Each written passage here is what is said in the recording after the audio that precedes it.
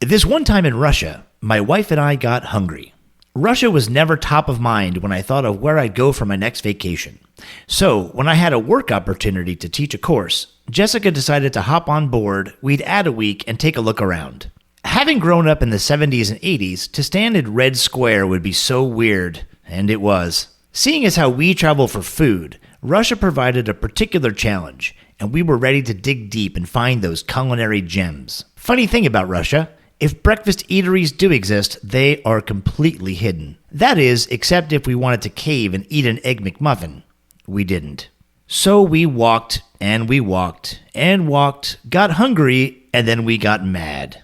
It was suddenly 10:30 a.m., and we were withered versions of our former selves. Just before St. Petersburg had the chance to break us, a bar and grill appeared out of nowhere. And it was open. Correction, the place was empty, and I don't think it was actually open for business, though the front door was unlocked as we entered. It may have been our desperate, disheveled look, but a kindly server who was obviously just turning up to prep for the real opening at noon offered to see what was in the kitchen already prepared. We so gladly accepted, and frankly, the mystery of what would come out of that kitchen added a requisite intrigue to our Russian adventure. I think you already know where this is going, friends. Beef stroganoff was the best breakfast we never knew we needed.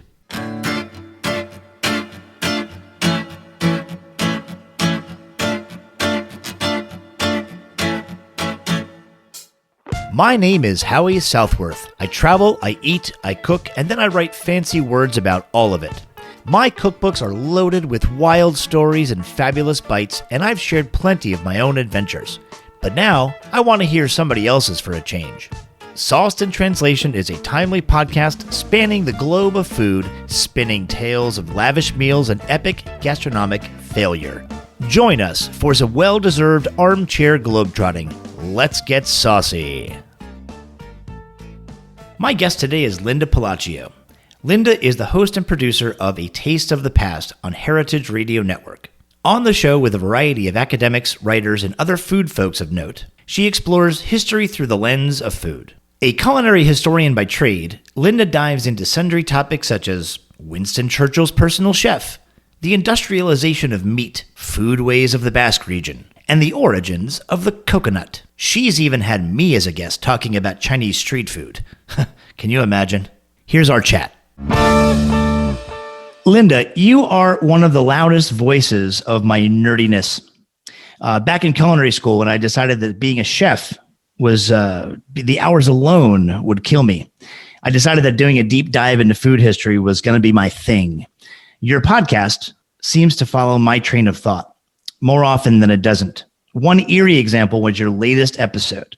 I'm currently researching the possibility that Alexandria, Virginia, my home of 17 years, had a distinct cuisine in the 1800s, since it had access to literal world of ingredients and once enslaved, highly trained cooks. So I pick up A Taste of the Past, and boom, you're interviewing Jessica Harris about the influence of African diaspora on early American cuisine. It was a terrific, terrific listen. What did you think of that talk? Well, Jessica Harris is a good friend and always an easy interview because she is so knowledgeable about the African diaspora, but also, general food history. I wish we would have had more time. I wish we could have been at the exhibit, and seen this. We talked about the legacy quilt, which is honoring all the faces and voices and people who were primarily slaves initially, who contributed to the formation of American cuisine. It was just too much information for one show. What can I say? I've been going down a rabbit hole as I'm discovering a lot of the influences, not only from Nigerian cuisine at large, but Igbo cuisine specifically. And there's a lot of eerie similarities between what was at the time considered the Scottish or British foundation of cuisine that was then tweaked by the people in the kitchen. It was much more influenced by what the Igbo people had within their own traditions. Kind of a cool set of discoveries. So how you been? So this has been a weird kind of era. Indeed. How has it affected Linda Pelaccio and the way she eats? Well, number one, I think I can share this with everybody who's probably in the same boat. I've been eating too much, far too much. all those hours needing to be filled, I filled it by cooking and eating and things that I don't normally eat, making bread. Who didn't make a loaf of bread, during the pandemic, but bread and baking, too many things. And now all the kids and grandkids are gone. There's just my husband and myself. So that leaves just two of us to eat everything that I was cooking. And I think, and we were up at our country place. I learned a lot about the farmers and the food there because I was going to small farms and where I would just phone ahead because they would put out a list. Local agencies would put out a list. So I would phone ahead and say, well, what have you got and what can I get? And then I'd, phone in an order. So shopping meant going to about 5 different places, not getting out of my car necessarily. I'd phone ahead and everything would be packaged up. And then I'd phone when I got there and someone would run it out and put it in the trunk of the car. I mean, it was phenomenal. And I had to experiment with everything that was around. When I came back to New York City, I didn't have to cook so much anymore. There was this world of takeout, which we didn't have up in the country. There are no takeout restaurants. You can't order and have something prepared. It's just ingredients that you have to cook with. Coming back to the city and ordering, I noticed that exact thing, that some of the restaurants would even have time slots like reservations for ordering the food that would be delivered or for you to come and pick up. And, when that time slot was taken, you had to go to the next time slot. And that was so ingenious because it kept the kitchen, on an equalized basis. Of course, everyone wants to order their dinner at 6:30 or 7 o'clock, to be ready in an hour. And this way they were able to, to make the best use of the time in the kitchen. It's just a fascinating change because now I'll be sitting on the couch with my wife on a Saturday morning and we're talking about dinner. And not only are we talking about dinner, we're ordering it and saying, okay, we're going to get it at 7:30. Fantastic. If you can recall your last great trip and what you ate, can you share that with us? Well, my last trip was in fact right before everything shut down. It was to Italy, to Rome. But we lived in Rome for a long time, my husband and I. And so that kind of is what inspired my whole indulgent trip into culinary history. We go there a lot, so often we'll eat the same things and they're excellent and we're good and we see the changes. So I think that I wouldn't say that was my last greatest eating experience on a trip. I think I have to go back a year prior to that when I went to Barcelona and San Sebastian. You had just left. I was counting on you to be my guide, right? and of course, as I was planning that trip, you informed me that you had just left and you were back in stateside. All right. Thanks a lot, Howie. But I believe I sent you. You sent me a great list. Yes, you did. You did. And did you use any of that list? I did. And then I used a few others from other people who had just been there. But actually, when we went up to San Sebastian, I guess that was the highlight. That was really terrific. And even though we ate in some pretty fantastic places, Estebaria being one of them, I guess I'd have to say that was an incredible meal. And then, of course, I loved going around, in the town of San Sebastian. I just loved walking around to all the bars and taking advantage of the pincho. Yeah, pinchos. Oh, yeah. That was just a wonderful experience. I'll tell you, one of the greatest things about eating around San Sebastian, where you have in your mind, you walk into a pincho bar and the bar is just loaded up with different platters of different pieces of starch, usually bread, topped with all sundry vegetables or seafood or meat, cured sausages and such. There's always a hot menu as well. And the hot menu is either a secret menu or it's written on a chalkboard out front. Let me tell you something. Getting a layer deeper into a pincho bar and only ordering the hot foods, I find that it allows you to eat less because when you walk into these places, your eyes are bigger than your stomach and it's easy to just go crazy. Do you have a favorite travel food story? I have several favorite travel stories. I think this travel story is probably just everything, when everything clicks and everything is right, and it's all just really, the perfect storm. We were in Paris. I love French food. I mean, I'm still an Italophile. I guess it's because it's just sort of, and I'm not Italian at all, by the way. Pelaccio might lead people to believe I am, but I'm Polish. I will often think that the Parisian food, particularly, I mean, it's always delicious and wonderful, but perhaps to my taste buds, maybe a little too fussy. And we had the opportunity to stay at the Park Hotel, and Alain Ducasse had just taken over the restaurant at the Park Hotel. And I talked to a very good friend of mine here in New York, Ariane Degan, who is the owner of D'Artagnan. It's an online food site for meats and things. I said, I'm going to be going there. She said, oh, you would love it so much. And she said, well, let me, I'll tell chef that you're coming.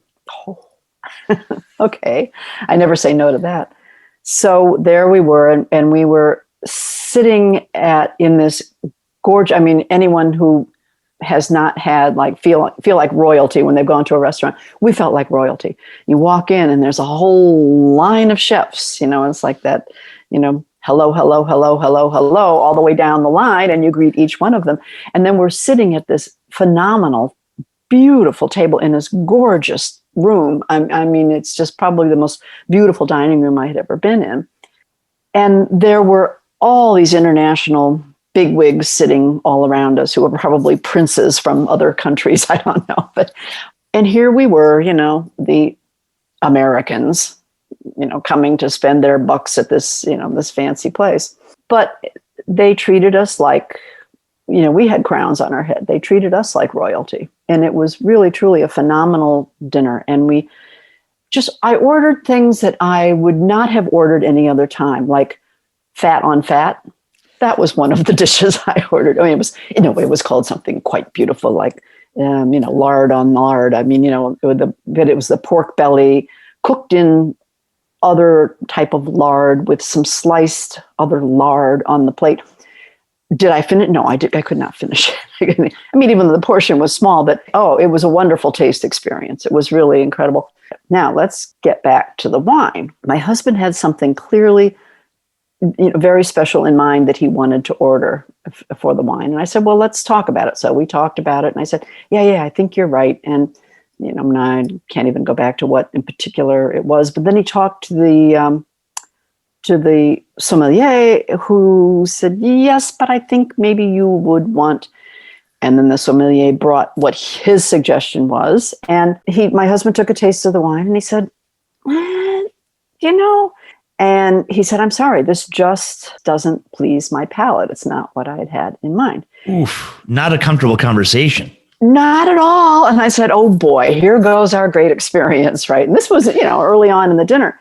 And the sommelier didn't react, basically. He just took it in stride and dealt with the situation with such tact and aplomb that surprised us. And, we were feeling terribly guilty. Brought a wine that my husband had found on the list that he knew he would like, that he did like. And it was wonderful. And we enjoyed the meal, and it was, a comparable price as well. Not like we were going for the cheap one on the list. And then at the end of the dinner, which was something like, 3.5 hours long. Wow. They said, so for your coffee and after dinner drink or something, they issued us back downstairs to sit in the bar area. And we said, oh, this is fun. We'll finish off the dinner. Thank God we were staying in the hotel because we couldn't move after that. And there, lying on the table of the little seats in the bar that we had to enjoy our coffee, is the latest edition of Wine Spectator. And who is on the cover of Wine Spectator but the sommelier of the restaurant? And my husband just started to melt. As you're telling the story, my brain went two distinct directions. This is either going to go horribly, or it's going to be handled with more grace than I would have. And he was a true professional. He deserved being on the cover. And the best part is that no matter which direction the story had gone, it has the perfect punchline. That punchline of the magazine being presented to you where the sommelier is on the cover is brilliant. That is brilliant. It sounds amazing. It sounds, I would not be able to do that meal unsarcastically. I have a physical reaction to when someone talks about Paris. I had a rough time eating in Paris. This is going to come off as such a surprise. I love food so much, and I've eaten in a lot of very cool places in the world. I could not find a good meal. And it wasn't for lack of trying. It may have been my assumption that anywhere I went would be fantastic. 2 meals in, I was toast. I was like, what am I going to do? I can't believe I hate the food in Paris. And it was an attitude problem. But the adjustment came as we're walking through a park and it was drizzling. And I stopped by a little crepe cart and had myself a ham and cheese crepe. Yeah, it's those experiences that always turn out to be the memorable ones. Linda, I'm telling you, it just warmed my entire attitude, complete overhaul. And from there out, I enjoyed the rest of what I could of Paris. But I'm glad I had that experience of not enjoying it so that when I did enjoy it, it was that much more effective. Jessica and I, my wife, we do a nicer restaurant every once in a while. We've done some Michelin places. One in Barcelona, it was a 2-star and it was out of this world, but the pretense is so heavy. Yes. The pretense is so heavy that I often react with that chiding and sarcasm. I react because I don't believe that I'm good enough to be there at that moment.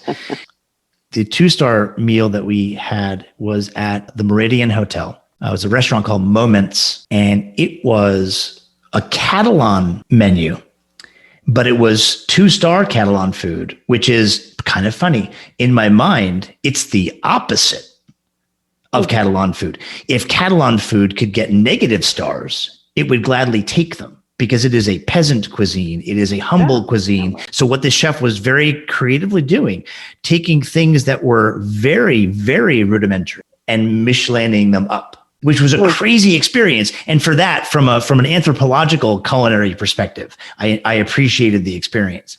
And I think that took some of the edge off and allowed me to actually enjoy the meal instead of poking fun at the concept of it being hoity-toity.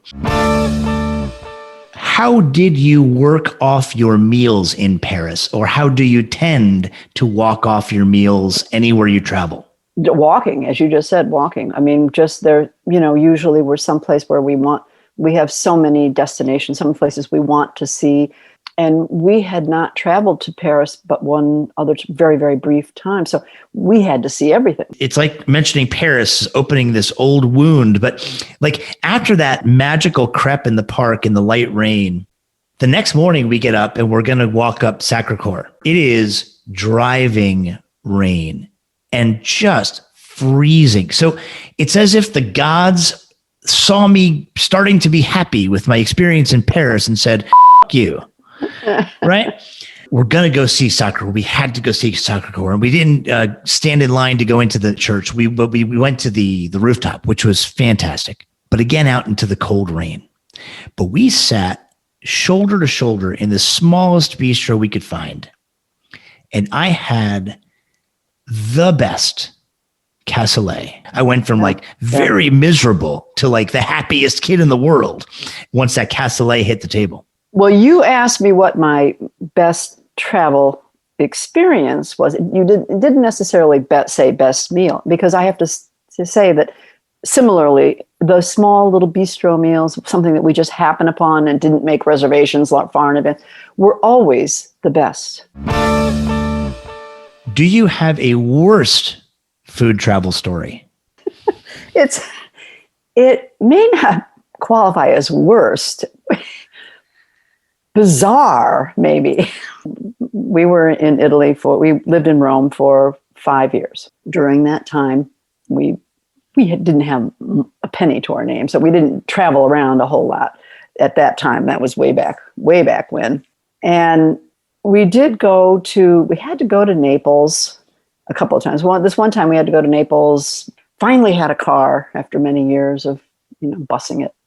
Friends of ours said, "Oh, gee, would you mind taking our friend, whose name happened to be Howie? Would you mind taking our friend Howie with you to the train station? He's got to, go wherever he was going." I don't know. So we said, "Sure, we'll do that." So we were driving down and made the trip fun. It's not a long trip, a couple hours. And we decided, well, we've got to stop for lunch because or dinner or whatever it was, some meal.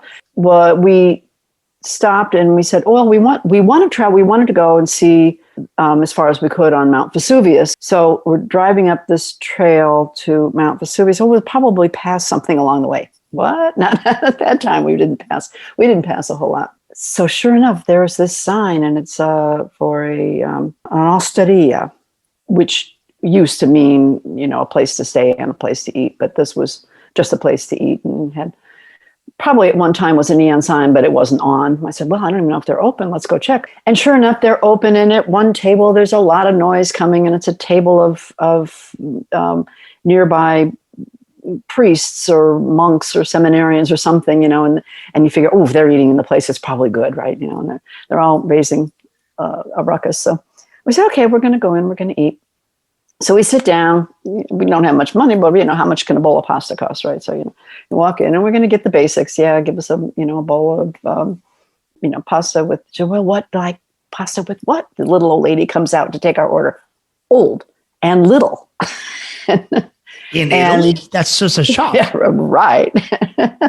And we were the only other people in the place. It just had these plain wooden tables.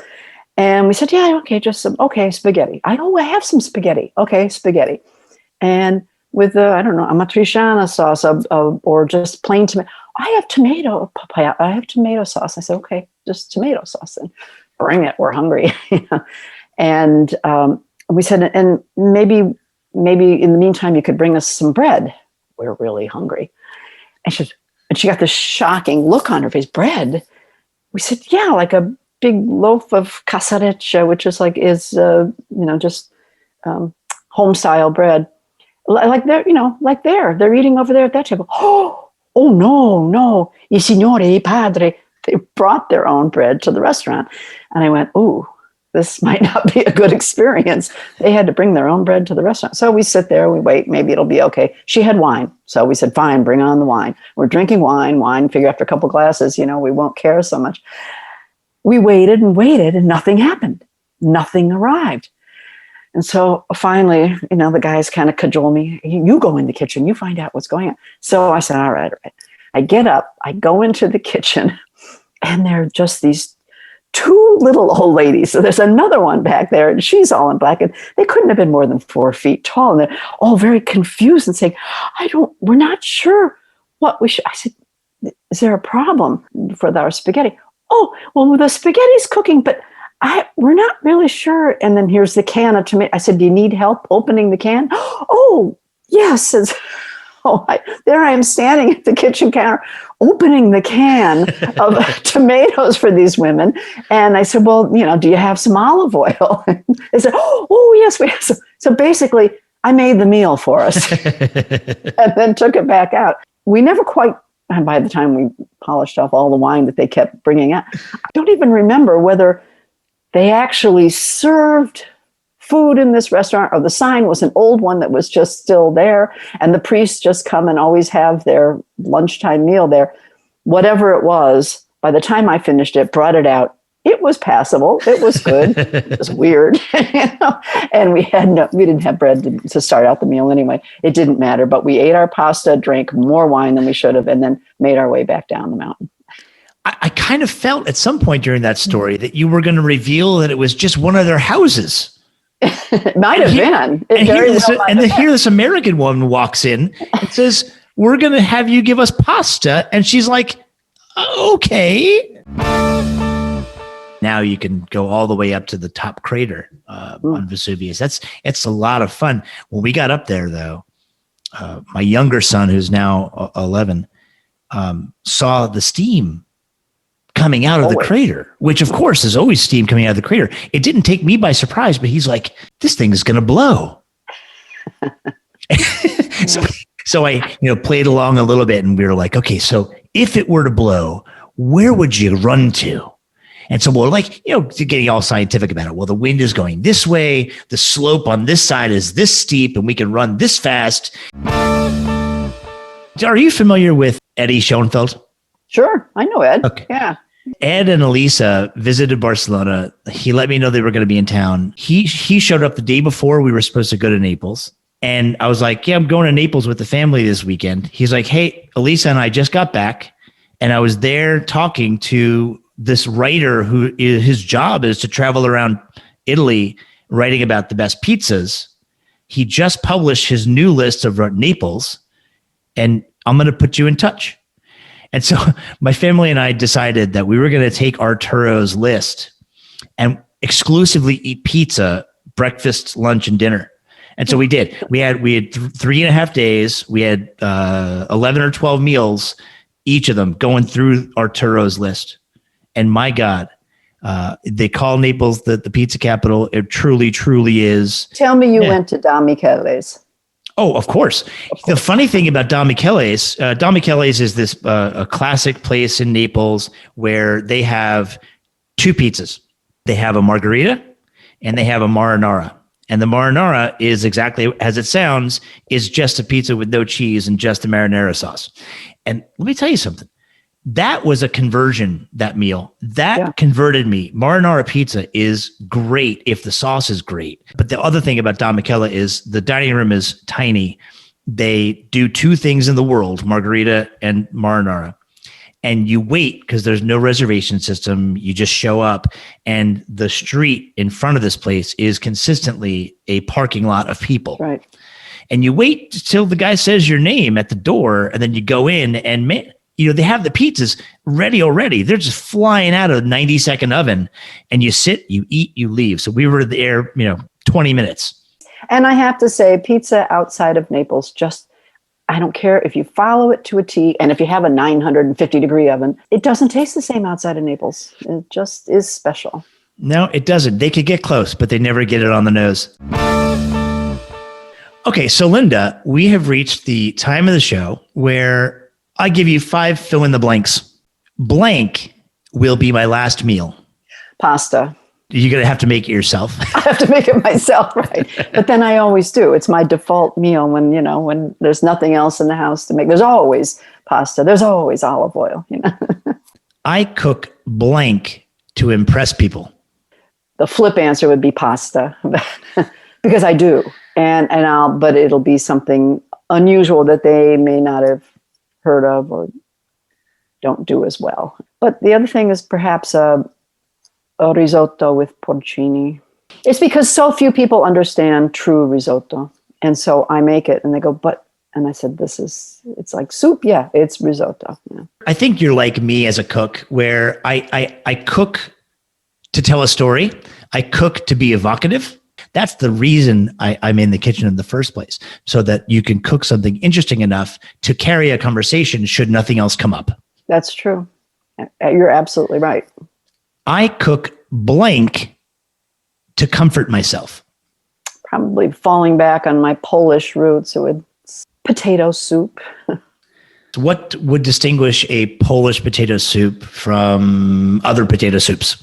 Well, it would be my mother's Polish potato soup, and their whole family kind of broke away. So I didn't really grow up learning much about her parents and grandparents cooking, and they were gone. So when I was growing up, it was very meager, very watery. This is a woman who would have a mashed potato sandwich for lunch when she wanted to comfort herself. So potatoes always figured very large, and in our diet, she was most comfortable cooking those. In fact, it was the first thing I really learned how to make were mashed potatoes. So when I first got married and made them for my husband, we were a family of 6. I made mashed potatoes for a family of 6, That's what I knew were potatoes. The one food I would erase from the earth is blank. Nothing pops into my mind because I have to say there isn't a food I've met that I don't like. I'm sure it's out there, but I haven't met it yet. What were you driving at? What would you like somebody just hates broccoli, so they would just, wipe it off there. I mean, what were you thinking? I mean, food is food. Food is good. Food is precious. Of course, I have a man of many opinions. I would erase cucumber pickles from the earth. And there's many reasons why. Shall I tell you any of them? It's not just that I find cucumber pickles distasteful. I am offended by the fact that cucumber pickles took the name pickle. Pickle, right. Because I absolutely adore, you name it, anything other than cucumbers pickled is delicious. A large swath of the population, let's put it that way, doesn't realize the terminology of pickle and what is a pickle. Yeah. And I think you're absolutely right. To them, it means one thing and one thing only. Wonderful things that are pickles. And you're right. I think okay, now I understand why you asked the question. Okay, you got it. It just, it boils my blood. Last, but certainly not least, blank is for dinner tonight. I just bought some salmon this morning, so it's going to be salmon, probably very simple, trying to lose some of that COVID weight, but broiled with probably just a little za'atar or some, little spice on top afterwards, and then served over some just lightly sauteed wilted spinach. That's sort of a go-to meal, especially when we're dieting. That is colorful and delicious sounding. Yeah. So you are a salmon poacher. You're a poacher. No, I'm sorry, I didn't say that. No, I'm a broiler because you broil it, and then even if it's not cooked, I don't like it. I like it rare, so I don't. So even if it's not cooked to your liking, you can let it sit for a while, even after it comes out of the broiler, and it will continue cooking. Have you ever slow roasted? I did one time upon a friend's suggestion, just like you're suggesting. Just the most beautiful texture. There's a friend of mine who loves salmon, but likes it fully cooked. So once I found this technique, whenever we have a meal together that features salmon, it works so well for both tastes because I want my salmon swimming. He wants his salmon dead.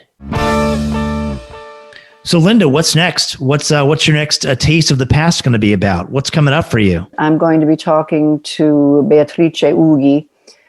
She is the owner of Gustiamo, and Gustiamo is a online marketplace. Well, not even online. If you're living here in New York, you can go up to the Bronx to the warehouse and buy directly of very select Italian products that are probably looking. I mean, that she's trying to protect them and doing a good job. And even especially olive oils and things that are, there's so much fraud going on in the international marketplace. Companies taking over, let's say, an olive oil company and diluting it with some mass marketed oil from probably originally good olives, and maybe in Tunisia or someplace, but mass marketed and mass produced, and calling it extra virgin olive oil from, wherever, the San Marzano tomatoes. There's only one place that San Marzano tomatoes grow, but I mean, there are a lot of great tomatoes, but don't call them that. It's the same thing with a lot of people complaining about cultural appropriation. Taking my recipe, my food that my country has developed, and you cooking it and calling it your own. Well, if they're cooking it and cooking it well, you should appreciate the fact that they're cooking, as long as they, pay homage to where it originates and where it comes from. I don't have a problem with anyone else cooking it. I think that's a great compliment. Being someone who has written cookbooks that were so specific, like the Chinese street food book, right. Like this next one that's going to be published off the top of my head, TAPA. It's not appropriation if it's appropriately celebrating, right? It's the story. And what I found was I'm finding more of the story is it goes beyond celebrating and not just saying that it's these people who invented this. It's going even a step further back and saying, this isn't even Spanish. So Linda, this has been great. I really appreciate your time. I know you're a very busy producer and host. Well, thank you. It's as I mentioned when we first communicated about doing this, what fun to be on the other end of the microphone, to be asked the questions and not asking the questions. It's fun. Well, I look forward to hearing what the other guests have to say. Great. To all of you wonderful, intelligent listeners out there, remember to subscribe to this show, follow me on Instagram, and find our books with your favorite seller. Those are One Pan to Rule Them All, Kiss My Casserole, How to Cook Anything in Your Dutch Oven, Chinese Street Food, and the forthcoming Off the Top of My Head, Recipes, Rants, and Ravings of an American Cook Obsessing in Barcelona. Until next time, stay saucy and eat well.